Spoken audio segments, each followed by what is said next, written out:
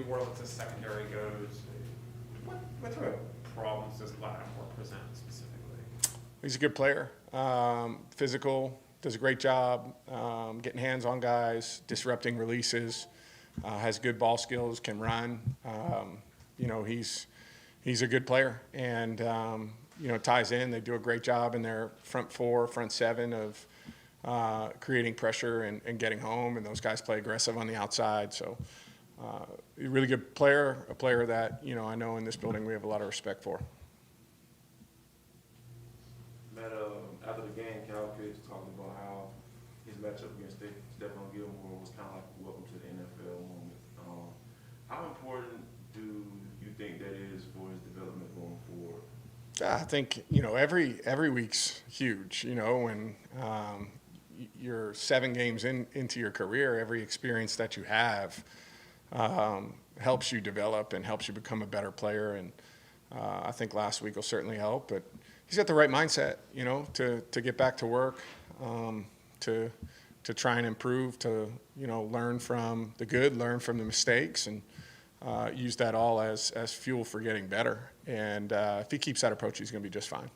And looking back over your career, like, do you have a moment where you were like, it wasn't necessarily a positive, that was kind of like, oh man, okay, this is the NFL, it's real? And lots of them. They still happen.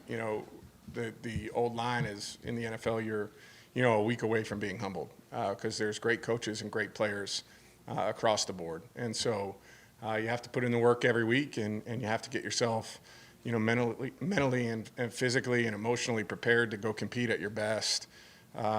But I've had a lot of those throughout my career. Is there anything about Sean Payton's offensive system that's particularly intrigued you through the years as you see it from afar?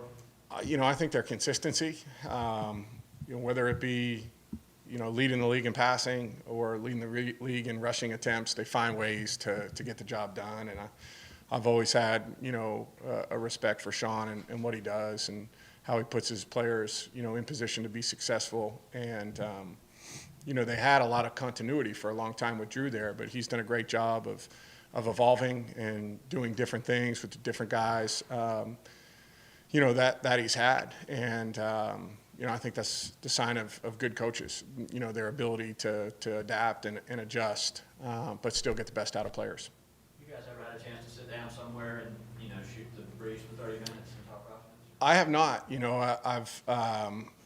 I've only really seen him in passing at different times, but I'm not sure he would share much or I would share much at this point of our lives, right?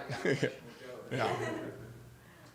Are there quarterbacks and players that you do that with and share a lot of information with? I wouldn't say a lot of information. No, I think you talk about things like process, and training and different things like that. But as far as what you're doing, why you're doing, how you're using guys, I think I've always tried to keep those things in house. Who are some of those guys over your career that you have spent a lot of time talking with? Maybe there are. Yeah, it depends on at what point in your career. I remember when I first got here, I spent some time with Rich Gannon, who that seems like a long time ago, but wasn't that far removed of being one of the best quarterbacks in the league and known for being a guy that could prepare as good as anybody. And he really laid out a good template for me as a young player and gave me a lot of his time, and I appreciate that. I've gotten to know Peyton Manning really well, and at different points he invited me to play golf and just to pick his brain about some different things, and he was always helpful when it came to those type of things like training or process or stuff like that. So that's really early in my career, the two guys that were kind with their time and provided some insight for me. Did that evolve then into guys like Matthew and maybe some other guys too? Yeah, I think I think with the guys that are more your age, it's more just about seeing each other as friends and being there as a friend to support them through different things that are going on in their life. But that's more of what it's evolved into later in my career. And just the last question on this kind of thread of things for me is, like, are you now the old guy? Like, doing that with some younger guys in the league, or? Uh, I don't mean that as a slight, but, you know, I mean. No, yeah, no, I have. I've had the opportunity to meet some of the younger guys, whether it be doing some training out in California, and have, passed along just, tips for training, like I said, training, preparation, routine, those kind of things, and, how I'm a believer in that, leads to success. And so, yeah, it happens quickly. You go from being the guy seeking a lot of advice, because it's new to you, to the guy that people are coming to seek for advice, but yeah, it changes quickly. Is there a guy that you kind of like, that you think kind of Gannon or Peyton too? You'd have to ask them. Yeah, I don't know if they've taken my advice and thrown it right in the trash or, whatever they've done. But there's been a handful of guys that I've worked with, the guys at 3DQB out in Southern California, that I've gotten a chance to talk to. Can you talk about the job Tajay Sharp did last week, trying to fill that void, and do you think that's going to be a different story every week as we face an indefinite period of time, without Cal? Yeah, I think, it's by committee. We want to get production by committee and try and use, all of our guys in ways that they can help us. But we certainly have trust in Tajay. He's done a great job for us all year. I think last week, the targets probably were up a little bit, but I mean, at different points throughout the season. I think of the New York Giants game where we had a critical third down. He comes up with a catch for us in the red area, keeps our drive moving. There's different points like that throughout the year that, he's building, that confidence and trust. And I thought he did a nice job for us last week, but I think it'll be by committee moving forward.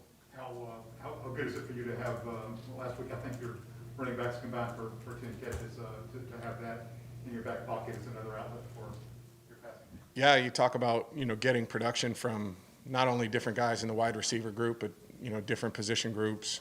We're lucky we have versatile players, guys that, can do a lot of different things, and that's going to help us moving forward.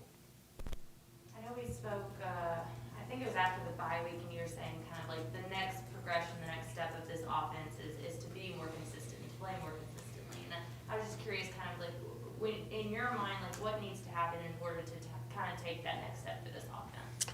Yeah, I think, we're making strides in that direction. I think last week was not what we wanted to do. And, it comes back to protecting the football.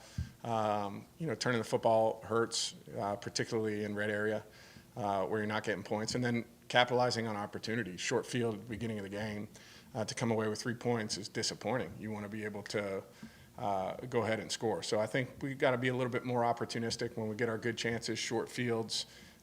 You'd like to take advantage of those, and certainly can't turn the football over.